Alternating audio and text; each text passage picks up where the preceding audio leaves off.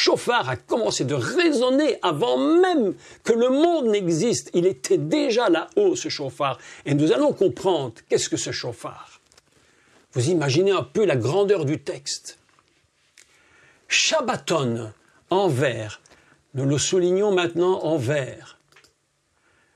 D'accord? Shabbaton, regardez, je vous le souligne ici. Voilà. Shabbaton, c'est un Shabbaton, grand jour de Shabbat, grand jour de repos, grand jour de cessation. Shabbaton, ce sera le repos, mémoire. J'ai souligné en violet. Je prends un peu de temps avec vous pour bien expliquer, j'espère que je ne vais pas trop vite. Mais je suis obligé de bien expliquer le texte pour que vous compreniez bien comment on lit un texte de Torah. Et nous lisons maintenant « Souvenir » Zikron Teroua. Vous avez remarqué une fois encore qu'il n'y a pas de mot chauffard dans ce texte. Il n'est pas repris. On parle que du son. Parce qu'en finalité, ce qui nous importe, c'est le son. L'instrument duquel il vient est très important également. Mais d'abord, nous parlons du son selon le texte de Lévitique 23, 23. Maintenant, souvenons-nous d'une chose. De nouveau, nous sommes dans un système de création. Lorsque nous lisons Zikron, il faut que vous vous souveniez que la première fois que cette racine hébraïque va apparaître, c'est dans Bereshit, au chapitre 1. Si je ne m'abuse, je vérifie pour ne pas dire une moindre erreur, au chapitre 2, je n'ai plus, je crois que c'est oui, chapitre 1. Et alors, voilà. Et je crois que c'est au verset, si je ne me trompe, au verset 27, où il est dit qu'il fit l'Adam à son image, il les fit mâle femelle, Zarar ou Nekeva. Zarar, le mâle, ou Nekeva. C'est-à-dire que, écoutez bien, que dans l'Adam fondamentale, il y a déjà deux choses bien imbriquées. Une première, c'est le zarar, le mâle, nekeva, la femelle. C'est l'idée qui se trouve dans l'Adam. Mais voilà que le mot zarar, mâle, va produire le mot mémoire, zikaron. Donc, dans l'Adam, il y a quelque chose d'absolument formidable. Dieu lui a donné une capacité de se souvenir.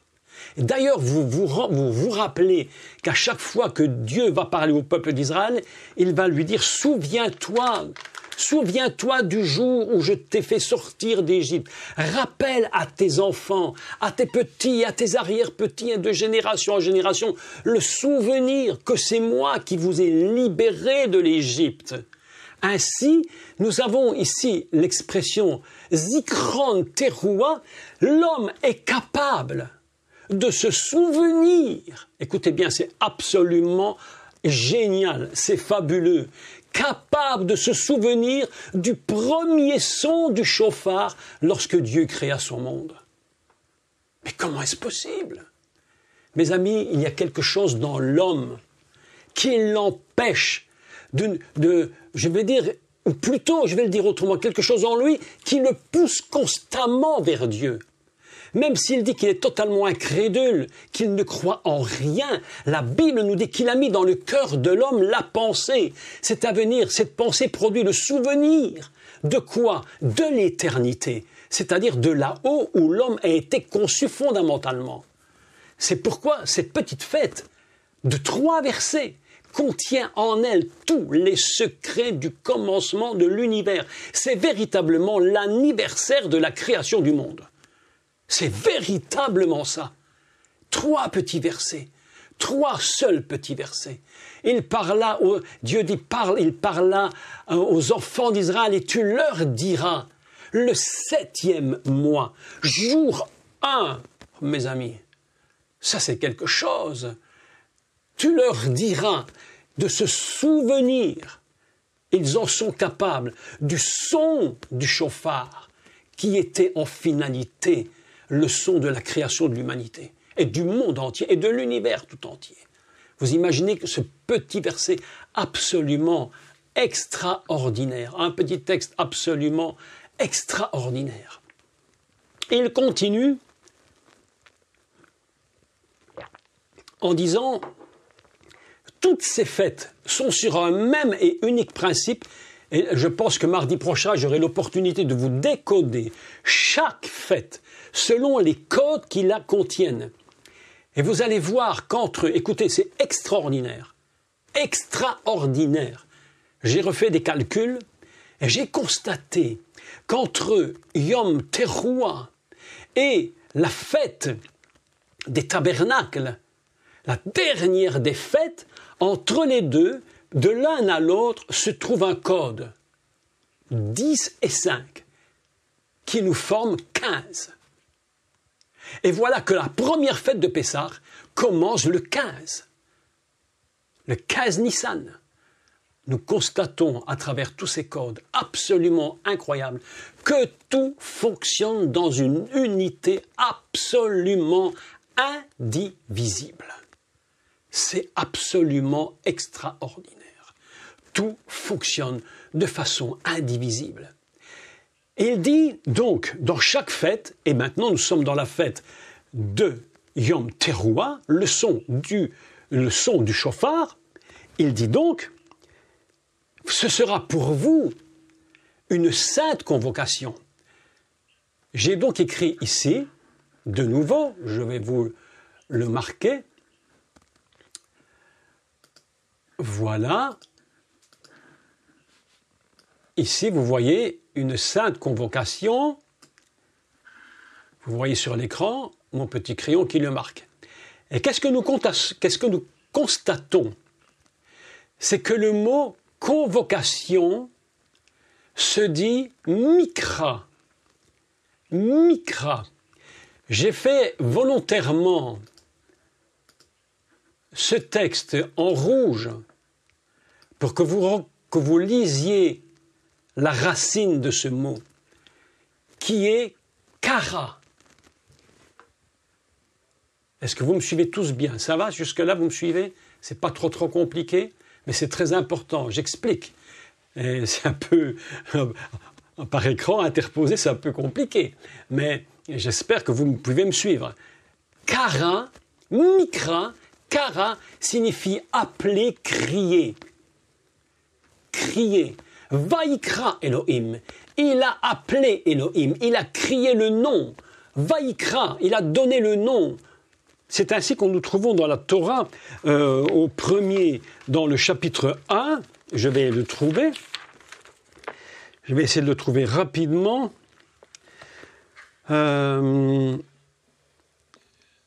Alors, Vayomer Elohim hi or. Dieu vit que la lumière était bonne et il sépara Dieu entre la lumière et l'obscurité. Ouais, alors au verset 5, chapitre 1 de Bereshit, Genèse, Vaikra Elohim.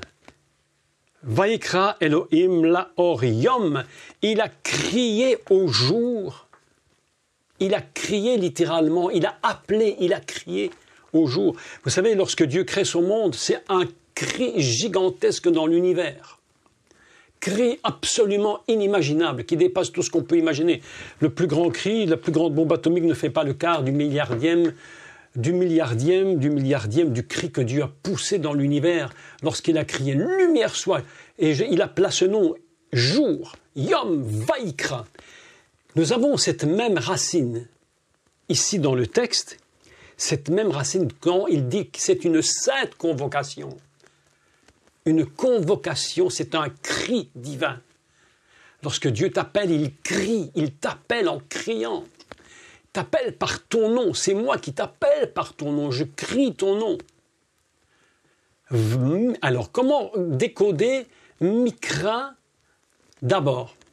Je vais maintenant encore changer de couleur et vous montrer Tout ceci, c'est très important parce qu'on veut vraiment faire un cours où je vous explique en détail. Vous voyez, suivez bien ma petite flèche ici. Voilà, j'entoure la lettre même. Vous voyez le même que j'entoure? Je la dessine à côté pour que vous puissiez la voir en plus grand. Je la dessine comme je peux, hein, c'est pas facile avec le système. Voilà le même hébreu. D'accord? Et nous avons cette lettre même qui est la lettre, premièrement, qui est la lettre du Mashiach. La lettre de Maïm, l'eau. Mais en hébreu, lorsque l'on met cette petite lettre, je parle de la règle générale, je ne parle pas de tous les redétails, ça veut dire qui vient de. Même, ça veut dire qui vient de la source. Si vous voulez, Maïm, la source. Mashiach, il est la source. Même c'est qui vient de. En anglais, on appelle ça from, n'est-ce pas? On appelle ça en anglais from. J'essaie d'écrire ça le mieux possible, mais c'est très compliqué.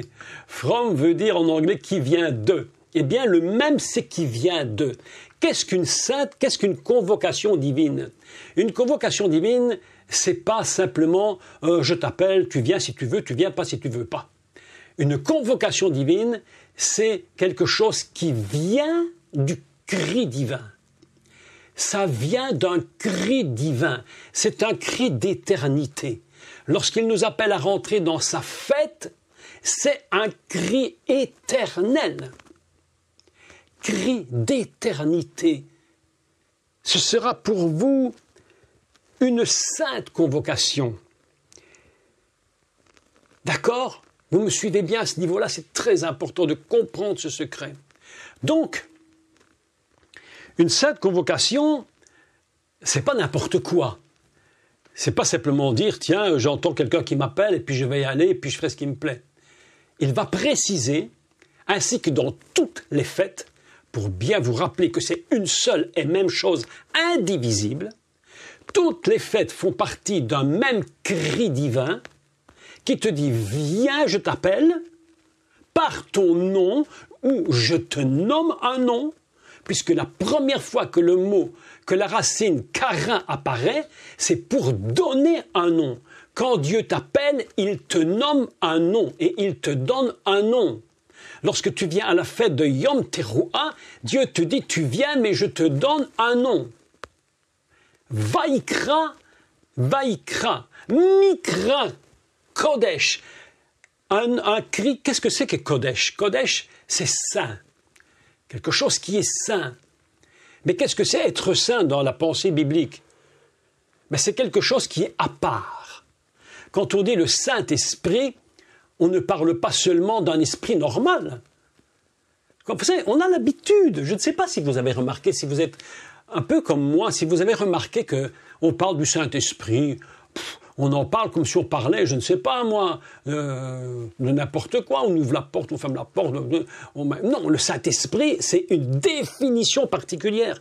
Kodesh, Kodesh, Ruach HaKodesh, l'esprit qui est à part de tous les esprits. Et pourquoi est-il à part? Parce que justement, il n'est touché par rien qui soit mauvais. Rien ne peut l'altérer. Écoutez bien, ce texte est extraordinairement important. Rien ne peut altérer le Ruach de Dieu. C'est pourquoi il s'appelle Ruach HaKodesh. Et voilà que la convocation nous vient de la même façon. C'est un cri divin d'une puissance gigantesque qui est à part de tous les cris par sa sainteté et par sa pureté. Lorsque Dieu t'appelle, il dit « Et n'oublie jamais que lorsque je te convoque devant moi, c'est parce que tu es dans un endroit absolument unique. C'est mon endroit. C'est la raison pour laquelle Hachem va dire à Moshe, lorsqu'il va se trouver devant le buisson, « Moshe, attention, ne mets pas n'importe comment tes pieds, parce que ôte tes chaussures, ne viens pas sur mon terrain avec tes vieilles, passe-moi l'expression extrêmement française, mais ne viens pas avec tes vieilles godasses. Ne traîne pas avec toi la poussière de passé. Ne traîne pas avec moi la boue du passé. Ne traîne pas avec moi les choses du passé. Lorsque tu viens dans ma présence, je vais te parler. Mais c'est une sainte convocation. Un cri divin extrêmement fort qui te dit ce cri est hors de tous les cris tellement il est pur et il est saint. Et c'est là que Dieu nous parlera. Beaucoup de croyants ne comprennent pas. Dieu ne me dit rien, Dieu ne me parle pas, mais Dieu te dit, mais laisse ton passé. Lorsque je te convoque dans ma présence, lorsque je crie pour que tu viennes, lorsque je veux te donner un nom, mais tu viens avec ton passé. Comment pourrais-je mettre ma nature sur ton passé? C'est ça la fête du chauffard. Mes amis, la fête de chauffard, Yom Teruah, le son du Teruah que tu entends, c'est Dieu qui te dit, ne viens pas sur mon terrain, n'importe comment. Et c'est la raison pour laquelle il est écrit. Et je lis maintenant, je vous montre de nouveau le texte. Ici, regardez bien, ici, je le fais en bleu. Kol meleret avoda lota asu. Expliquons cette expression hébraïque. Alors, comment l'a-t-on traduit en français? Vous ne ferez aucune œuvre servile. Traduction littérale. Je fais une traduction littérale maintenant. J'entoure kol, qui signifie tout. Tout. Sans exception. Kol meleret. Meleret peut être traduit par œuvre, un travail. Alors, avoda, je souligne avoda. Avoda, c'est très intéressant parce que cette expression avoda, on va la retrouver dans le début des 10 commandements. C'est moi qui t'ai fait sortir de la maison de la servitude. C'est moi qui t'ai tiré de la maison qui te rendait esclave. Et Dieu te dit, toute œuvre, je traduis littéralement, toute œuvre, je souligne ici, meleret, toute œuvre qui te rend esclave, tu ne la feras pas. Vous ne la ferez pas. Vous ne la ferez pas. Mes amis, ce texte-là est absolument magnifique. Qu'est-ce que cela veut nous dire? Ça signifie quoi? Ça signifie que lorsque Dieu t'appelle par la fête du son du chauffard, il te dit, je t'appelle, mais surtout, lorsque tu vas te présenter devant moi, je te supplie que tu n'amènes avec toi aucune œuvre qui te rend esclave. Ne prends pas des choses que je ne veux pas qui viennent sur mon terrain. Lorsque tu rentres sur le terrain de Dieu, ce n'est plus ton terrain, c'est le terrain de Dieu. Et vous pouvez imaginer que l'appel, ce qu'on appelle le Mikra Kodesh, la sainte convocation, imaginez donc le niveau que cela représente. Dieu t'appelle sur son terrain. Tu n'es pas là sur le terrain de, entre guillemets, la dénomination. Tu n'es pas là sur le terrain de toute autre chose. Tu es appelé sur le terrain de Dieu. Et il te dit, sur mon terrain, je ne veux pas en aucun cas que tu viennes avec toutes les œuvres qui te rendent esclave. Je ne veux pas que tu les fasses. Je t'interdis de les faire. Je veux que tu viennes dans mon terrain, sur mon terrain, dans la même nature que moi j'ai, dit Dieu. Elohim te dit, c'est pourquoi je te précise que la fête de Yom Teruah, c'est un jour de grand repos. C'est ça qui est important de comprendre.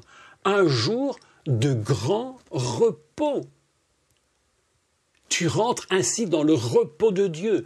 À chaque fois que le chauffard se met à sonner, à chaque fois que tu entends le son du chauffard, tu sais que Dieu t'appelle. Il t'appelle sur son propre lieu. Il dit maintenant, le lieu où tu te trouves n'est pas n'importe quel lieu. D'accord? C'est très important que nous comprenions cela. Donc,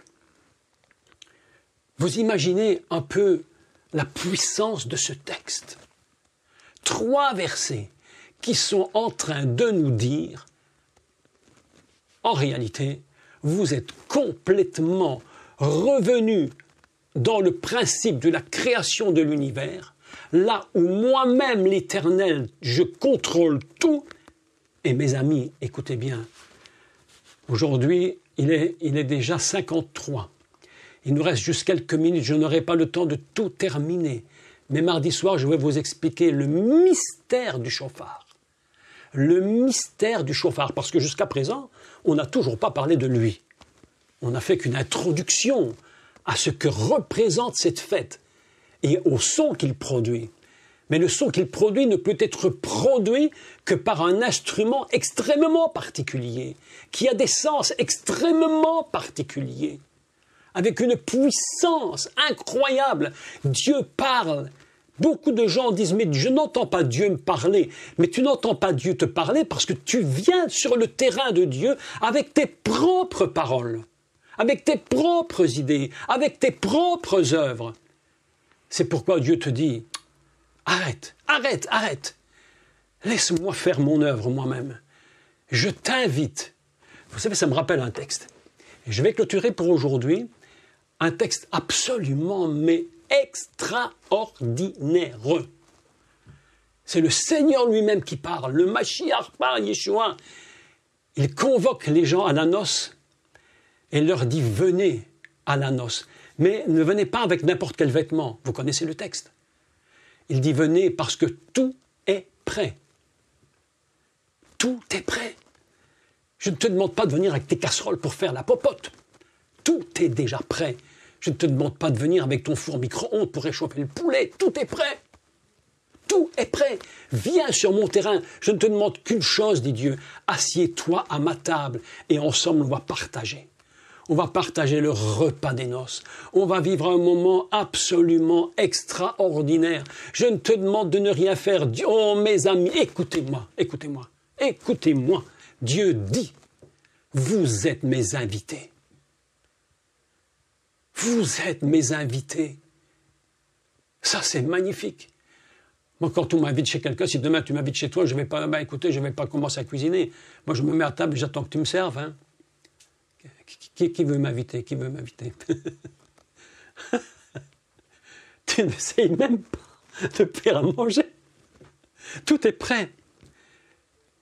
Le Mikra Kodesh, c'est un cri divin qui vient du fond de l'univers, qui vient du fond du plus profond de Dieu, qui te dit, viens, je t'invite à ma table, je t'invite dans ma maison parce que j'ai des choses à te dire. S'il te plaît, mais viens de façon libre. Ne sois esclave de rien. Mes amis, nous nous posons parfois des questions, mais comment nous pouvons aller vers le Seigneur? Comment nous pouvons l'adorer? Comment nous pouvons le prier? Mes amis, si tu veux d'abord adorer Dieu, si tu veux le prier, d'abord viens en te libérant de ce qu'on appelle Meleret Avoda, les œuvres qui te rendent esclave. Laisse tomber ces choses. Et que lorsque tu seras totalement libre, alors tu participeras à la table du Seigneur. Et lorsque tu participeras à sa table, mes amis, mais tu te rends même pas compte de ce que représente la table de Dieu. Il a dit, j'ai mis devant toi une table. Et elle est chargée de mets succulents. Prophète Ésaïe, de vin vieux, clarifié, un vin extraordinaire. Je ne te demande pas de l'apporter, c'est moi, dit Dieu, qui te donne. Je te donne. Arrête, arrête, arrête. Viens sur mon terrain. Quel texte extraordinaire. Je ne sais pas si vous êtes comme moi, mais franchement, exceptionnel. 3 versets, mes amis. 3 petits versets. Tout simple. Et quand on les lit, on se dit, mais Seigneur, mais de quoi tu nous parles? On fait la fête des trompettes, on sonne des trompettes, mais est-ce qu'on a bien compris de quoi il s'agit? Quelle est la réalité de cette fête? Eh bien, la réalité de cette fête, mes amis, c'est qu'elle englobe la totalité de l'univers. Elle englobe la totalité de toutes les fêtes. Parce que dans chaque fête, Dieu parle. Et chaque fois qu'il parle, c'est le son du chauffard qui résonne. Nous allons clôturer maintenant. Et nous allons lire une dernière fois ce texte, mais en le lisant autrement. On va faire une adaptation explicative de la lecture du texte de Lévitique 23. Donc si vous avez votre Bible, vous la prenez, ou votre Torah, et on la lit en explication. Et nous commençons. D'abord, cette parenthèse importante, très importante, il est écrit, donc, Vaïdaber Adonai, il a parlé Elohim. Sa parole pure, il a parlé qui? Elohim, c'est-à-dire ce Dieu éternel, l'éternel, celui de toute éternité. Lorsque Moïse entend cette parole, il est connecté à l'éternité. Il n'est pas connecté à la temporalité, mais complètement dans l'éternité. L'Éternel parla à Moshe, et il dit, « Parle aux enfants d'Israël et dis-leur, le septième mois, 7, le jour 1 du mois, le jour 1, Echad, le jour 1 du mois, vous aurez un grand repos, un grand Shabbat, une grande cessation. Tu te rends compte, dit Dieu, comment je t'invite à venir chez moi et je te demande de rien faire. C'est extraordinaire. Je t'invite et je ne te demande de rien faire. On va seulement profiter d'être ensemble. Oh là là là là, quel texte. Vous aurez un grand, grand jour de Shabbat. En souvenir. C'est fantastique. Vous souvenant du son du chauffard qui résonna au commencement de l'univers. Oh, et il y a un cri puissant qui t'appelle par la sainteté. Extraordinaire. Écoute, quand tu vas venir, s'il te plaît, n'amène rien avec toi qui te rende esclave. Qui te rende esclave. Ne viens libre. Laisse. Qui te rende esclave.